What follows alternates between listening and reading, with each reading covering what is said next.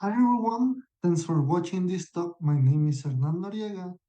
I'm a PhD student at UNAM Mexico, and today I have the pleasure to present one of my work, which is the large-scale structure formation in the presence of massive neutrinos. So let's start with the motivation. We already know from particle physics that neutrino has masses, and we also know that massive neutrino decoupling from the primordial plasma a few seconds after inflations. In particular, the temperature of decoupling is around 1 megaelectron volt, which we know is pretty larger compared to massive the masses of tiny from particle physics. So at the beginning, a few seconds after inflation, the neutrinos are relativistic. However, we know that the universe expands. So there is a moment when the mean energy of the neutrino falls below their masses. When this happens, neutrino suffers a transition from relativistic to non-relativistic particles. Despite massive neutrinos become non-relativistic during the matter domination era, their thermal velocity remains large. And this is so important because the large thermal velocity of neutrinos prevent them from falling into the gravitational potential set by colder matter and baryons. So basically, on a small scale, this large thermal velocity of the neutrinos erase the structure formation because they don't fall into this gravitational potential. But on large scale, on very large scales, the neutrinos falls on these gravitational potentials and then behave as colder matter.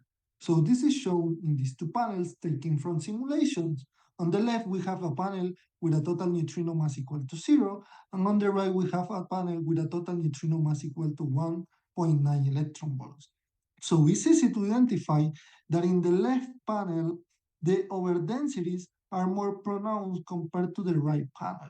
And this is because, as I said before, the large thermal velocity of neutrinos prevent them from falling into the gravitational potential set by colder matter and baryon, erasing the structure formation on a small scale, leaving this characteristic imprint in the large scale structure of the universe. And we can quantify this effect using the power spectrum, and in particular, we observe a suppression when considering massive neutrinos. So, by studying this effect, we are able to extract information about the total neutrino mass by an indirect way. And this is so important because it's important not only for cosmology, but also for particle physics and in general for physics because neutrinos exist. So now I would like to move to the perturbative model, and in particular, our perturbative model is based on the standard perturbation theory, which studies the density and the velocity field, as we will see later.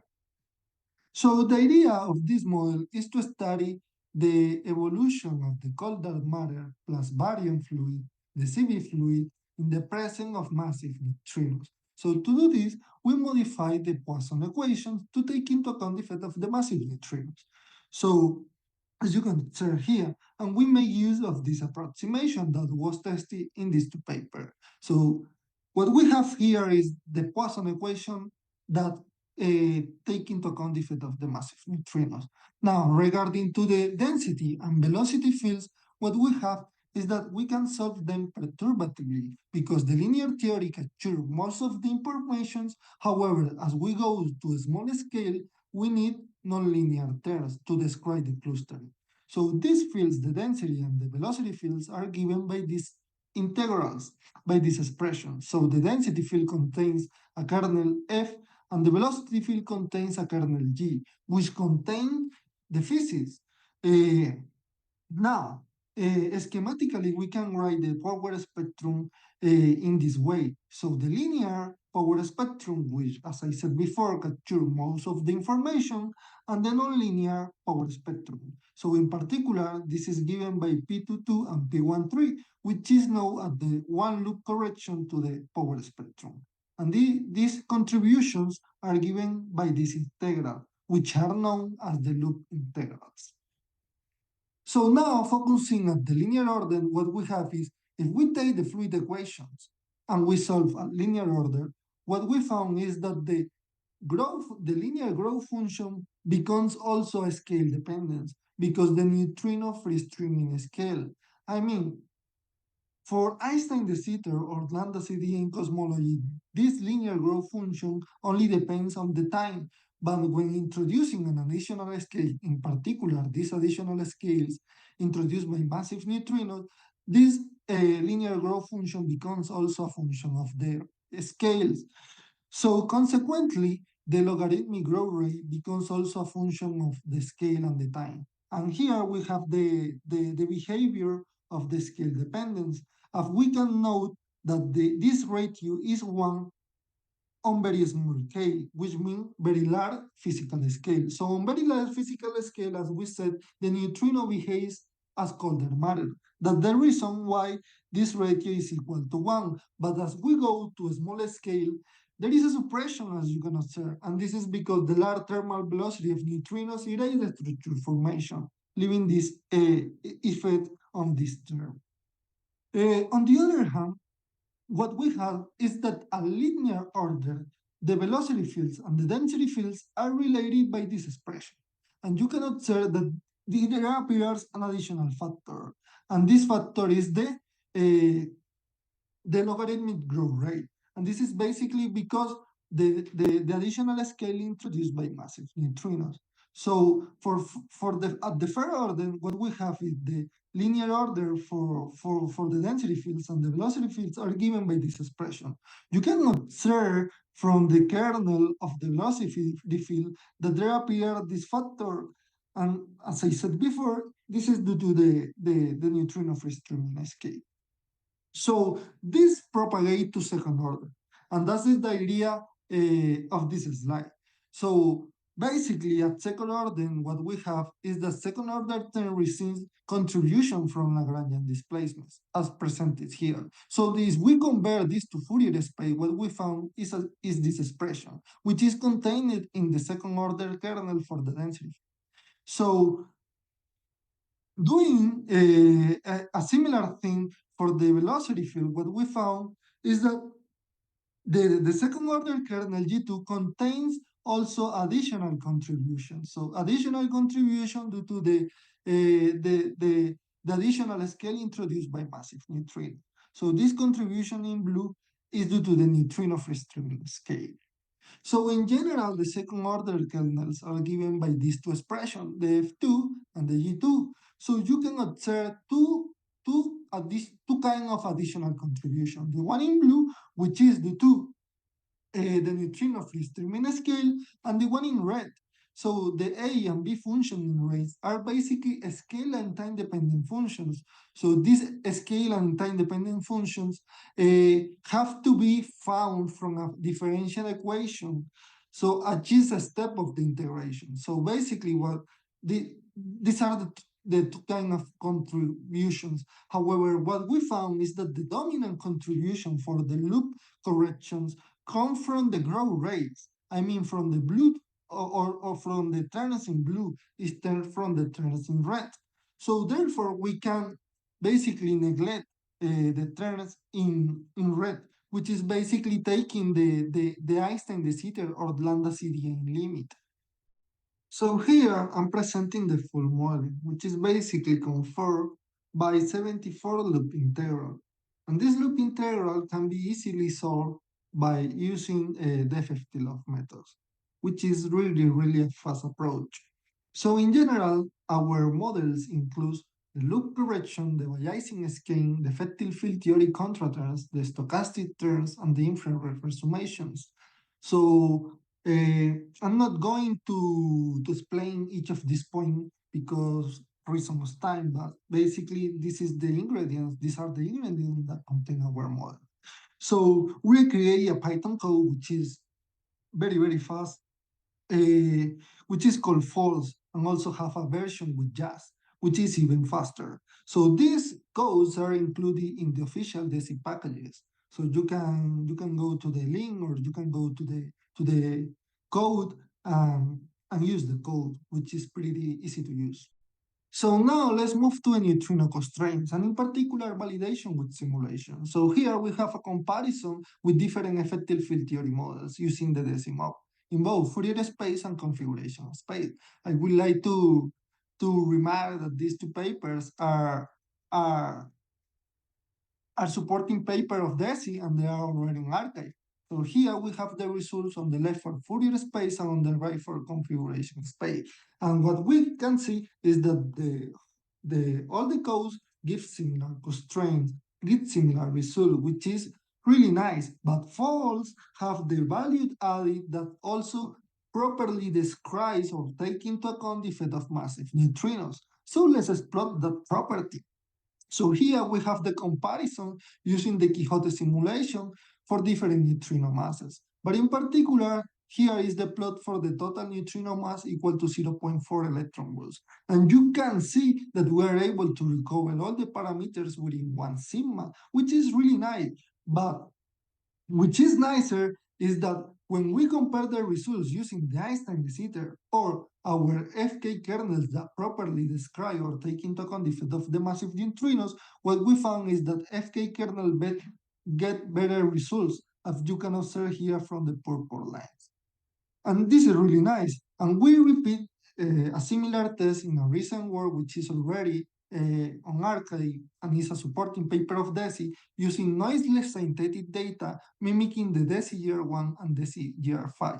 And what we found is an improvement in the neutrino constraint around 14% when switching from the usual Einstein de Sitter kernels to the FK kernels, and the rest of the cosmological parameters remain similar for both kernels, which is really, really interesting.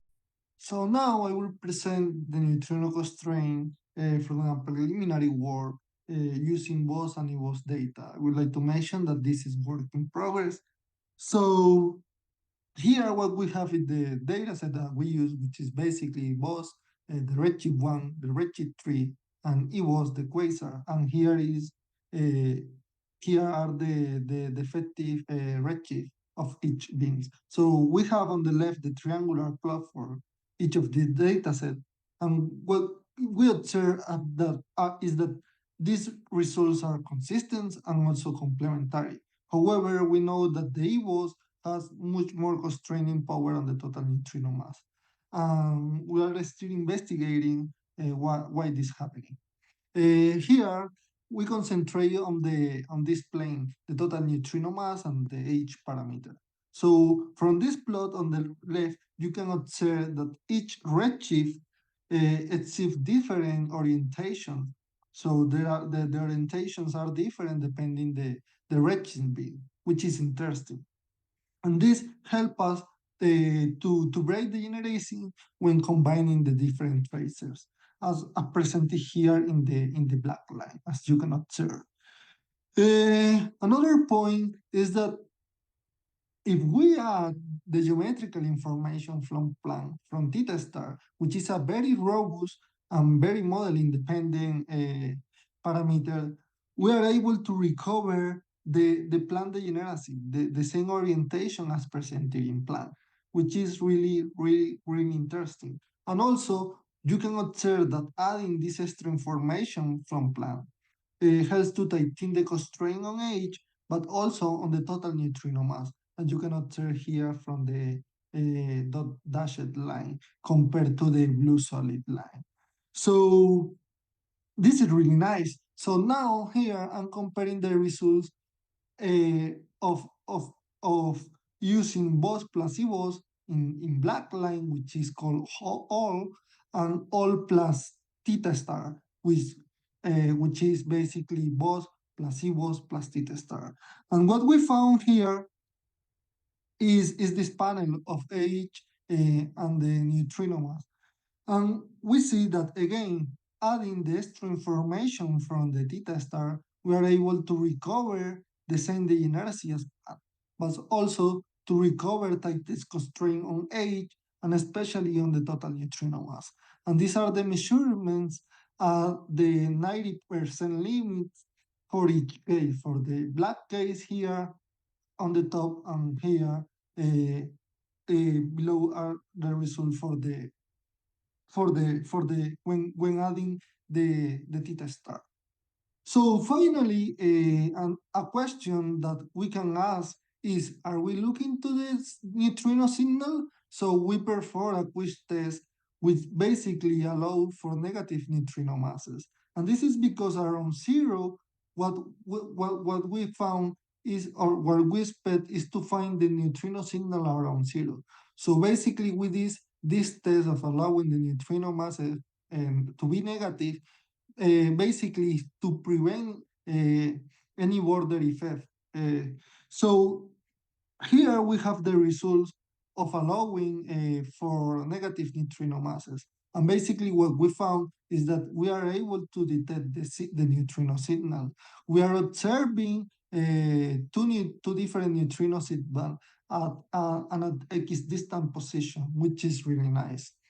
Finally, I will present the summary and the conclusions. So I will be quick here. So basically, we found that using a properly PT code at faults helped to obtain more accurate constraint on the neutrino mass. And this has been demonstrated in the Quixote simulation, where we found closer to a true and tighter constraining power when using the FK kernel instead of the Einstein de Sitter, and for noiseless data mimicking DESI year 1 and DESI year 5. Another point is that we found that the age and neutrino mass degeneracy change with the redshifts. And this is very useful because it's helped to break degeneracy with combining tracers. Another point that we found is that adding EVOs impose very strong constraints on the total neutrino mass, but not on the rest of the cosmological parameter. And this is something that is currently under investigation. And finally, we found that adding geometrical information from theta star helps to recover the orientation from Planck, helps to tighten the constraints of H and the total neutrino mass. When combining the BOS, placebos, and adding the extra information from theta star, we got a 10 tighter constraint on the total neutrino mass compared from result from the cations, which is really interesting. So thank you so much. Well, thank you.